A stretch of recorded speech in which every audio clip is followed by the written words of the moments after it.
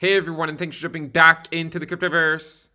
Today, we're going to talk about Bitcoin, and we're going to be providing an update to the bull market support band. If you guys like the content, make sure you subscribe to the channel, give the video a thumbs up, and also check out Into the Cryptoverse Premium at intothecryptoverse.com.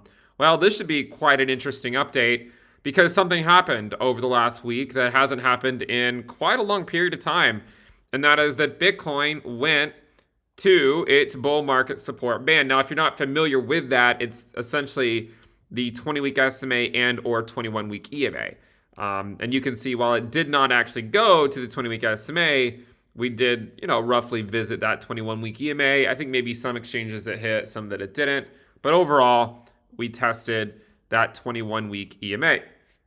And what we said, and I think we covered this in a video a couple of days ago, was that this is what often happens on an approach to the 20-week SMA after it hasn't been visited in a long time, is you get a reaction off of it, right? Now, this is not the same type of test like you had back over here in the summer of 2023, right? It doesn't mean it can't turn into that, but this is not the same type of test. It's just a wick, right? Now, sometimes that's all you get. Right? There are examples where you just sort of wick down to it. And I mean, we got pretty close here, but still we didn't actually get there. If you go back to 2021, right, you can see we got pretty close there. We got another bounce back up. In 2019, we got pretty close back here. We got another bounce back up. And in 2017, right, there are examples where you just go down and you get nothing more than a wick, down to the bull market support band. So that is something that we've seen before. We know it can happen. And these sorts of bounces are actually quite frequent. And we did a whole video on this a few days ago about, at the very least, right, whether it turns into a correction or whether it turns into another run to the highs. At the very least, you will likely see it at least reverse course in the short term. And one of the reasons for that, if you look at the daily time frame, it's basically the same pattern. There are some slight differences, but it's essentially the same pattern that we saw way back over here. And we actually drew this pattern out on YouTube a few weeks ago. And it's basically like, you had the spot ETF here, and you had the halving here. And then 1 week before the spot ETF, you ran the prior high. 1 week prior to the halving, we did not run the prior high. We got close, right? We got relatively close. We didn't actually take it out. And then the halving ended up being a lower high compared to the spot ETF launch, which was a higher high at the time.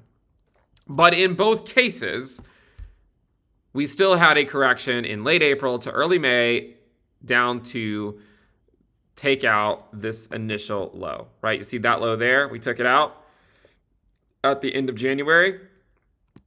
And then this low here, we took it out at the end of April and early May.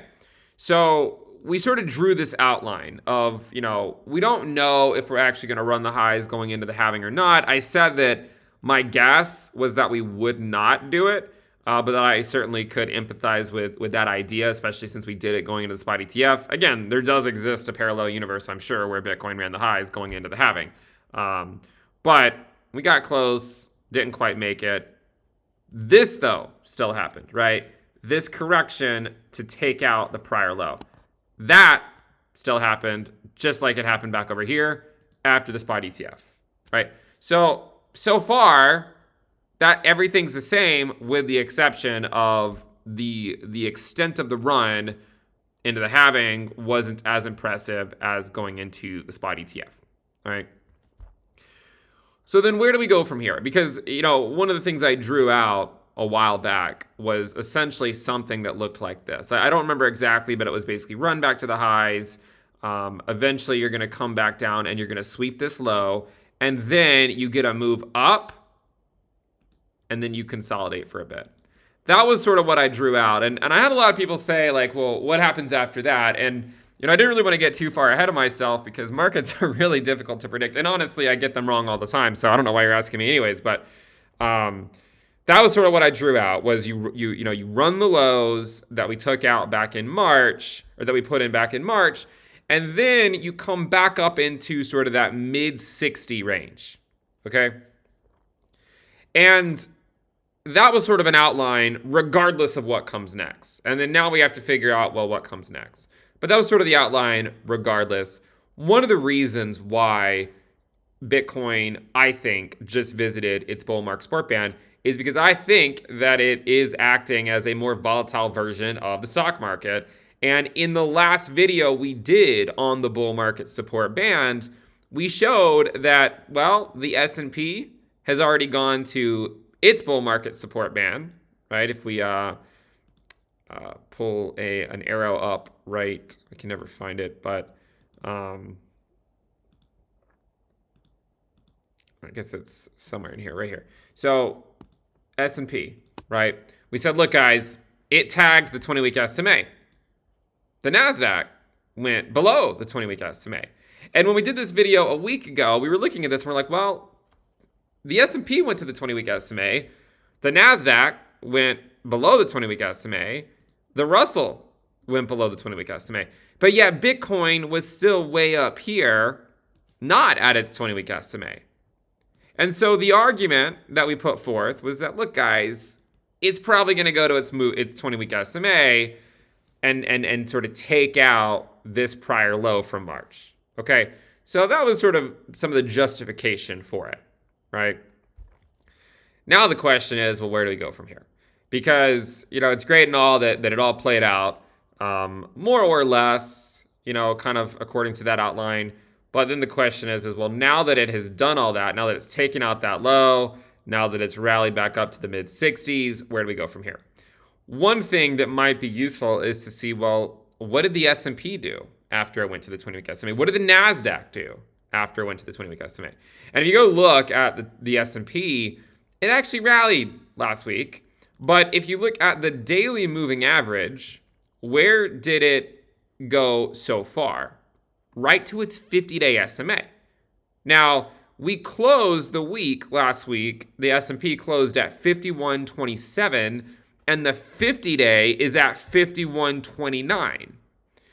If you look at the NASDAQ is closed the day on Friday at 17,927, but the 50-day, it closed at 17,890. And the 50-day is 17,927. So just below that 50-day moving average. And then if you look at the Russell, where did it close? Well, on Friday, right? It's already showing you the candle for Monday here. But if you look at Friday, it closed at 2037, and the 50-day SMA was at 2040. So you have the S&P, the NASDAQ, and the Russell all closing Friday just below their 50-day moving average. And so a couple of weeks ago, we were talking about, well, the S&P, the NASDAQ, and the Russell are all at their bull market support band, and for some reason, Bitcoin's not, right? And it hadn't. This was back over here, and we're like, well, if it is just a more volatile version of the stock market, it would stand to reason that if you're going to get a correction by the S&P and the NASDAQ and the Russell to the 20-week SMA, 21-week EMA, you're probably going to see it happen for Bitcoin. And now it has. But then we just showed that the S&P, the Russell, and the NASDAQ just went back up to their 50-day moving average. So then it raises the question, well, where is the 50-day for Bitcoin? And if you go look at that, we're getting close to it, but we're still not quite there. The 50-day SMA is right around $66,000. So it's precisely, if you want to know precisely, $65,977. But again, it's going to change. By the time you see this video, it's going to be depending on what exchange you use. It's going to change, right? So it's roughly $66,000. And you can see, in fact, that Bitcoin made it to the 50-day SMA in April, right? It hit the 50-day SMA at around 67.4K just a couple of weeks ago. So now the 50-day SMA is around 66K. And so that will be the next level that I think the bulls are going to try to see if they can get Bitcoin to, because that's where the S&P is, that's where the NASDAQ is, that's where the Russell is. Now, if it doesn't get there, that would imply a lot of weakness in the cryptoverse. If it gets there, then it's just more evidence, once again, that we're just sort of operating as a more volatile version of the stock market, and maybe even a somewhat lagged version of the stock market. So that is the next area to look at. But it still raises the question, what comes next? Because again, what if we go to the 50-day? Then what? All right, now we're at 66K. Now where are we going, right? So one thing that I've said before is that in order to get a gauge on this, look at the 8-week moving average with the bull market support band. That, I think, is where sort of the secret lies. Because really, in conjunction with, I know it's a meme, but in conjunction with, Bitcoin dominance and alt Bitcoin pairs and all that stuff. So, as an investor, and I've been saying this for 2.5 years, how do you navigate such times of uncertainty? If you want exposure to the cryptoverse, if you're in a cycle or in a phase of the cycle where the dominance of Bitcoin's going higher, then you're probably better off with Bitcoin than you are altcoins collectively. But again, as always, some altcoins outperform Bitcoin. But if you sort of buy into the dominance view, then you're better off with Bitcoin than the altcoin market, at least until looser monetary policy arrives, which is still not going to happen this month. There will start to be a shift next month, but it's still not it's slightly looser in terms of QT, but still not into QE territory.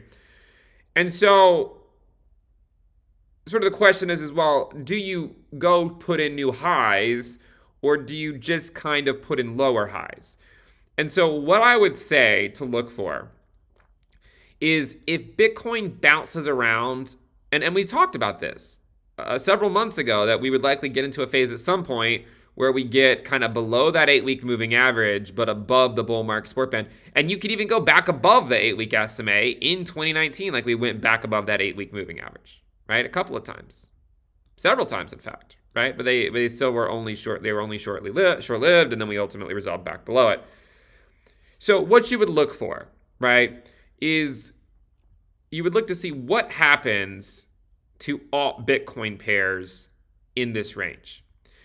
In 2019, when we were ranging like this, right, when we were ranging like this, kind of right here, you saw Bitcoin dominance explode to the upside, and you saw altcoins bleed against Bitcoin, right? So you saw those two things. And, well, they're basically the same thing. But again, you could theoretically have a scenario where Bitcoin dominance is going up, and it's just because sort of the larger market cap alts are bleeding to it and not all of them. But that's essentially what happened, is that you saw Bitcoin kind of chop around. It came down, it put in a low, and then put in a slightly lower low. It rallied back above the 8-week SMA. It ended up being a lower high, and we came back below it, and then ultimately we went below the bull market support band. But that process took months, right? It took months. And the reason why Bitcoin held on longer than the altcoin market during that time was because people were generally converting their altcoins to Bitcoin. And so Bitcoin had more liquidity that it could use to sort of help prop itself up. For instance, if you were to overlay total 3, right? If you overlay total 3 onto this chart, what you'll notice pretty clearly, in fact, let me switch this to a new scale here. What you'll notice is that while Bitcoin was going sideways, right? You see this, look closely. While Bitcoin was going sideways, alts were going down. And so that was sort of that insight that you needed back then to recognize that it was only a matter of time before Bitcoin would follow suit. Because the reason why Bitcoin was holding strong was because people were converting their alts to Bitcoin. So Bitcoin was the only thing, well, not the only thing, there were a few altcoins, but mostly, collectively, the altcoin market was going down and Bitcoin was going sideways. That's actually a pretty brutal market to be in, to be completely honest, if you're not prepared for it. And so I think that is what you look for. Does the altcoin market pick up with Bitcoin, or does it bleed, right? So if we go to it today, it's kind of too early to say, right? Is the truth. I could try to come up with a narrative, right? But over here, when you look at total 3, it what it did was it came down, it got a little bit of a rally, it came down, got a little bit of a rally, and it was just a slow process. But on it, this took place over months, right? But in any given week, who knew, right? I mean, it popped up and you could have said, all right, well, now it's going to pick up the pace. And so when you look at it today, you can see it's gone down quite a bit, in fact, even though, guess what? Bitcoin has gone sideways. It might not feel like Bitcoin has gone sideways, but think about it like this. Bitcoin was at 64K last week. At some point last week, it was at 64K. At some point the week before, it was at 64K. At some point the week before, it was at 64. At some point the week before, it was at 64K. At some point the week before it was at 64. There was this week, 1 week right here where it wasn't at 64. And then the week before that, it moved through that 64K level. And then the week before that, it was at 64K. And the week before that as well. So while there has been a big wick to the downside, and, you know, obviously everyone's now feeling pretty good. They're like, all right, that's a pretty good retest. At the end of the day, it's still sideways so far. Now, that doesn't mean it can't resolve into something else. I mean, you can see what happened over here. After the long wick down, we basically had a week where we consolidated below the 8-week SMA, and then it exploded to the upside. There does exist a scenario where that happens, right? There also exists a scenario where, you know, we just kind of go up a little and then come back down. Kind of like this, right? Kind of like this, where you sort of get to the bull market support band, and then you go back up to the 8-week moving average, but you get rejected by it. So that also is a potential scenario to sort of keep in mind.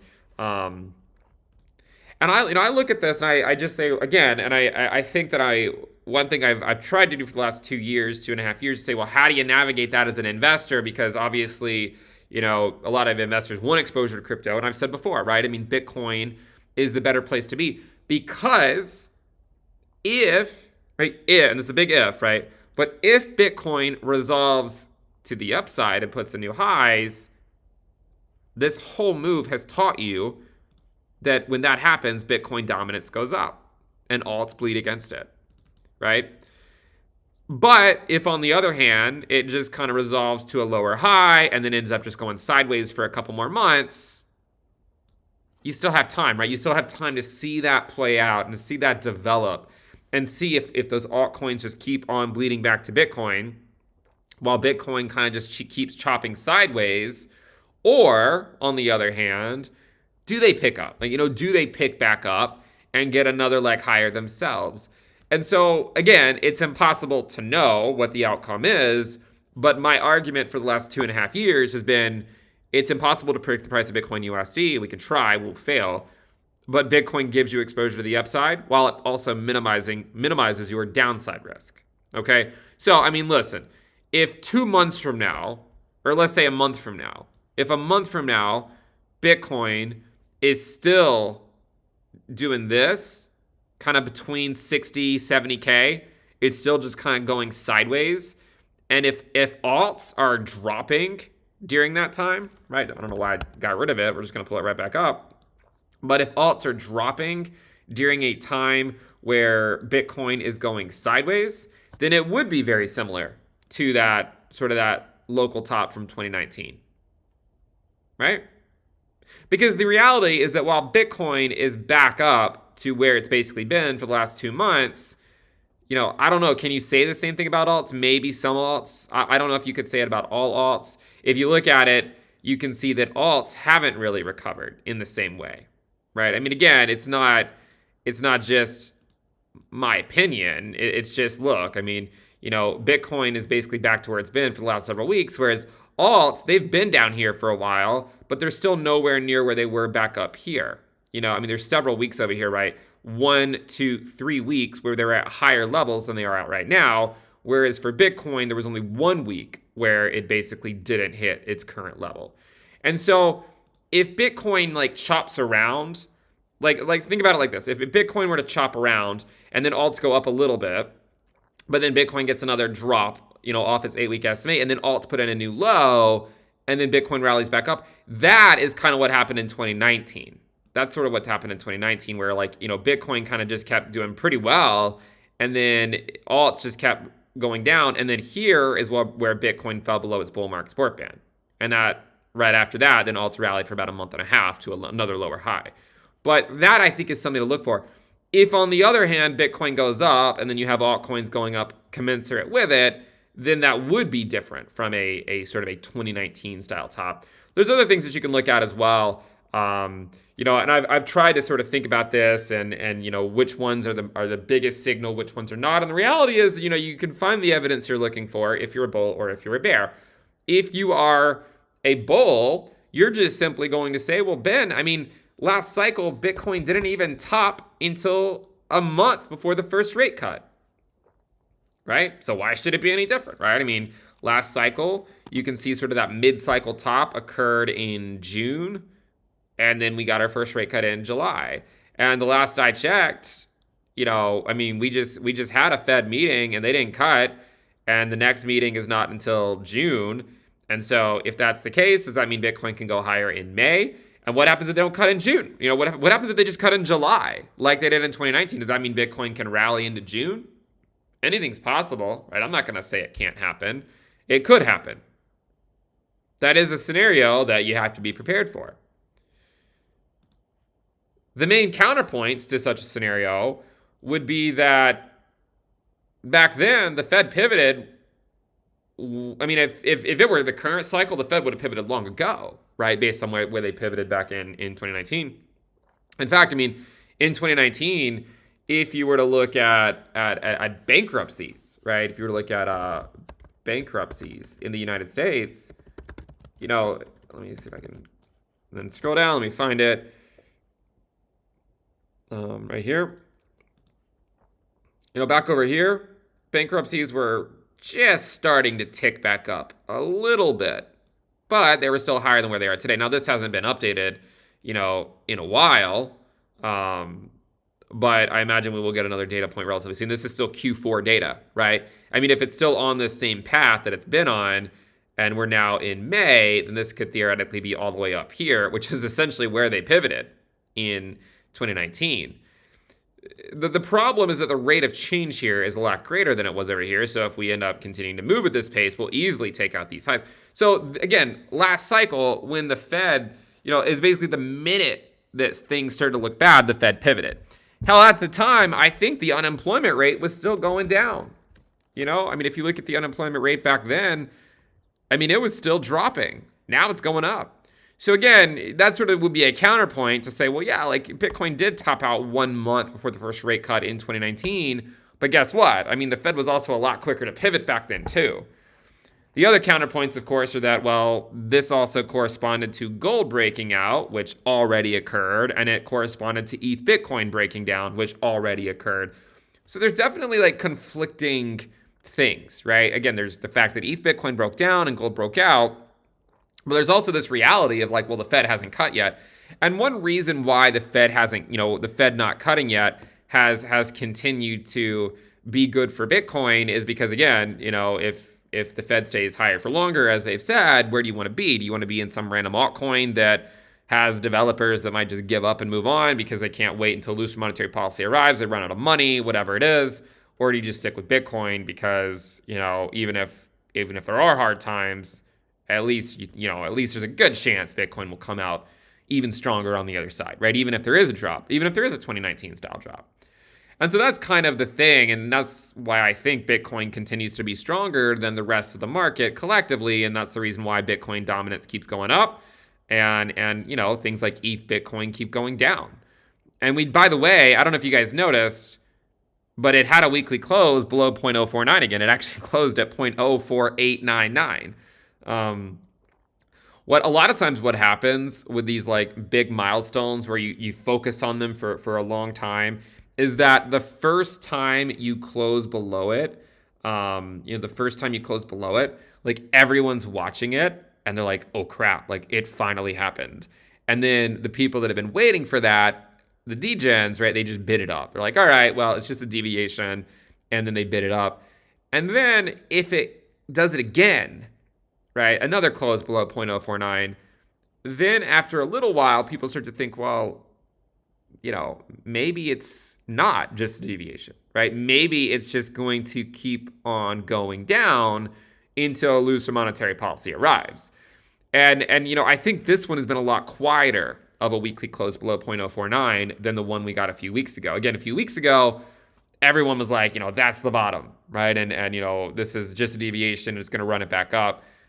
But if it keeps doing it, and if attention sort of deviates back to Bitcoin, then you get a situation where like Bitcoin rallies and then it breaks ETH Bitcoin down. And you can actually see that on some lower time frames. So if you look at like an hourly time frame, which we don't do that frequently here, but that's exactly what happens on lower time frames. And you sort of make the same case on higher time frames too. But you'll see this pattern play out where, ETH Bitcoin puts in these higher lows, and then on the fourth test, it breaks down, right? You 1, 2, 3, and then the fourth test, it breaks down on a Bitcoin rally and then back tests it, right? And we did the same thing not that long ago, right? A very similar pattern where you basically have, several tests of the trend line, 1, 2, 3, the fourth one, it breaks down.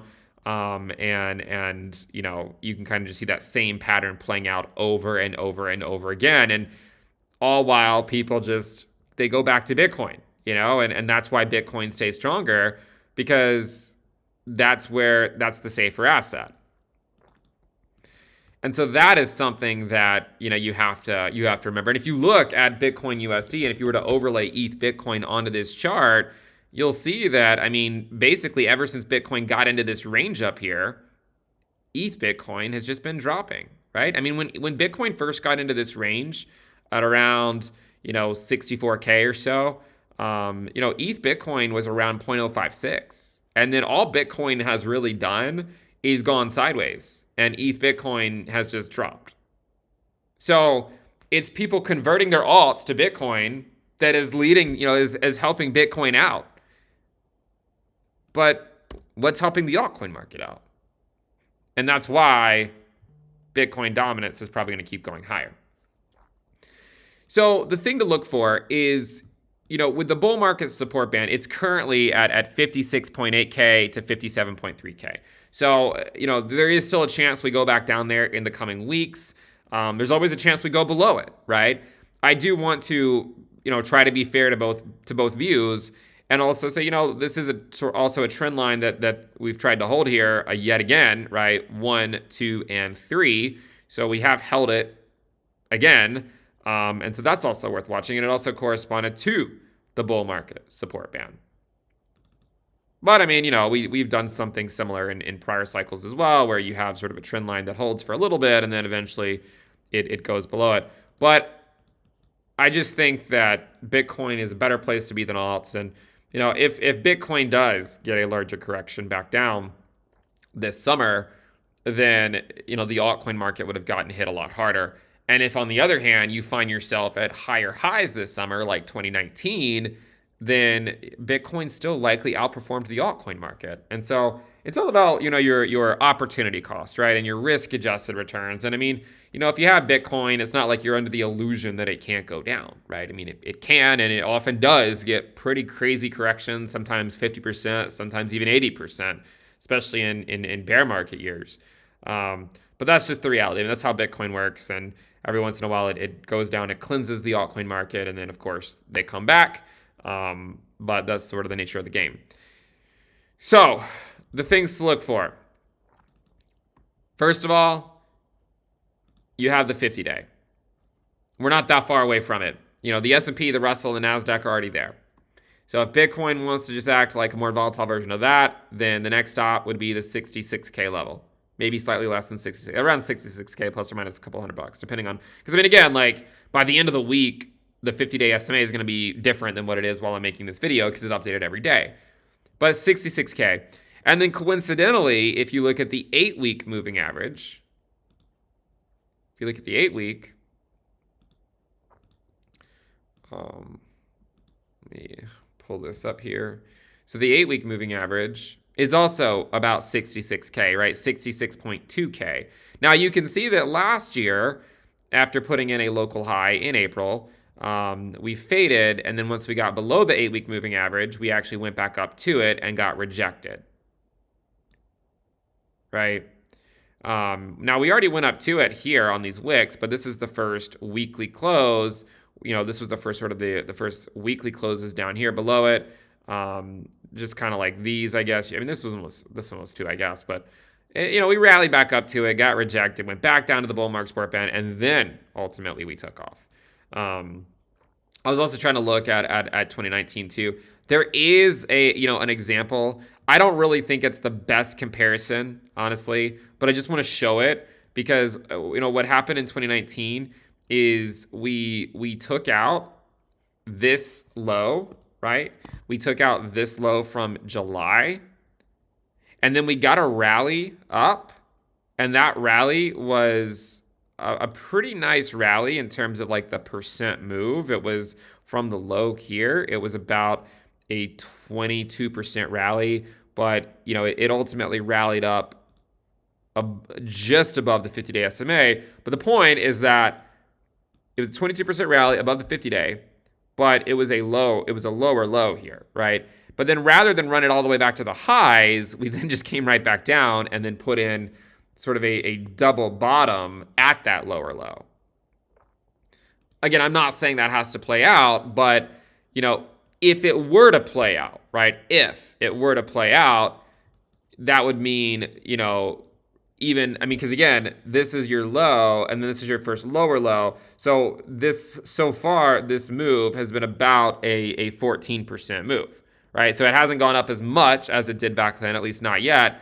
A 22% move would put it all the way back up to, 69K, which is the extent of the move that it had in 2019. But if it were to come back down, back down to 56K or something, the question is would it then continue to emulate 2019? And what's fascinating about this move over here that actually led up into another lower high, but it was a stronger move, right? If you connect the dots, you see that? This stronger move, when did that occur? That stronger move occurred in July, which is when rate cuts occurred. So basically, you finally had looser monetary policy. Bitcoin went on a crazy rally. That doesn't look so crazy when it was a lower high, but it was still about a 35% move. It ended up being a lower high, and then we came back down again. And so, if you look at it over here, at where at this entire move that we've had, there has been a high and there's been a lower high, right? And so if we are going to eventually retest that trend line, which there's no guarantees, but if we do, does that occur after the Fed cuts like it did last time? You could also have this entire move occur at higher prices, right? Because the Fed still hasn't cut and perhaps they're still far away off. But I tend to think that the Fed will cut this summer. That's sort of my base case, is that we will get a rate cut this summer. And by the way, just so there's no ambiguity, when I say this summer, I mean either June, July, or September, because the September is still technically the summer. I think you could get one earlier than September, but I'm not married to that idea. Like, I don't have super strong conviction in that. It doesn't really seem like June is going to happen at this point, but I also wouldn't completely discount it either. The market hasn't. It's mostly discounted that it's not going to happen, but there still is about an 8% chance. The only way you're going to get a rate cut in June is if, something catastrophic happens, right? Or if you get a huge move in the unemployment rate, right? Like, because, we're going to get some more data points between now and then. You're going to get another inflation reading. You're going to get, and by the way, you're also going to be close theoretically to the June inflation reading. I don't know when that's going to come out exactly, but maybe the Fed will get a sort of a tip off as to what it's going to be. But you're at least going to get one more round of unemployment data and just labor market data in general. And so I do think that, as long as that's not terrible, then there's still a good chance they won't cut in June. But if it is bad, then maybe they would. But even Powell said there, a couple of tenths isn't going to really move the needle for them. I imagine if you saw like 4.2 or 4.3, then maybe they would. But we'll see. Initial claims are still coming in relatively low at this point. So everything seems to be moving pretty slowly. But that's where we are, guys. I don't have a crystal ball. I know everyone, I know there's a lot of pressure on a lot of sort of quote unquote influencers to basically say what's going to happen and how it's going to happen and when it's going to happen. But I don't know how this is going to play out. I'm just sort of outlining these different possibilities. The thing I would look for, if it's like a 2019 scenario, what you would see is just Bitcoin chop around, between these levels for the next month or two while alts go down. If you don't see alts going down as Bitcoin chops, then it's not similar to 2019, But if alts keep bleeding while Bitcoin chops, then it is similar to 2019. And, maybe watch ETH because, while Bitcoin is looking pretty good, compared to ETH, look at ETH. Like, it isn't, honestly, it almost looks like ETH is kind of similar to what Bitcoin did last cycle already, where it put in a low and then it retested that low, right? You see that? It put in a new low from sort of this prior low, and then it already retested that low. So I do sometimes wonder if if it's just sort of one cycle behind. And so if ETH were to go back up, right, and if it were to emulate Bitcoin from the last cycle, then that would be sort of the next big test would be this trend line, which is right around 3,300, which is not that much higher than where we currently are. So I would keep an eye on that as well as we get into the next couple of weeks. But that's the update, guys. I don't really have anything else for you. There we are. We did see Bitcoin go down to its bull market support band, just like the S&P, the Nasdaq, and the Russell did. So we speculated on that. It did happen. We said sweep the low, then bounce, to around the mid 60s or so, plus or minus a couple $1,000, and then now we're going to figure out where we are. Right now, we're going to figure out if it's 2019 or if it's something else. And again, if it's something else, then instead of chopping for a month or two, you would see it just sort of follow this path, right? If it is 2019, then you could still get above the 8-week, but it would mean still kind of coming back down, kind of like this, right? Where it just, we still had some nice moves. It's not like Bitcoin didn't rally back there. It's just that it still ultimately was a downtrend, right? And if you look at weekly Heikin-Ashi candles, we just had 4 reds in a row. This is the first green one. The week just started. But that's where we are. Again, if you guys like the content, make sure you subscribe, give the video a thumbs up. Check out Into the Cryptoverse Premium at intothecryptoverse.com, and I'll see you guys next time. Bye.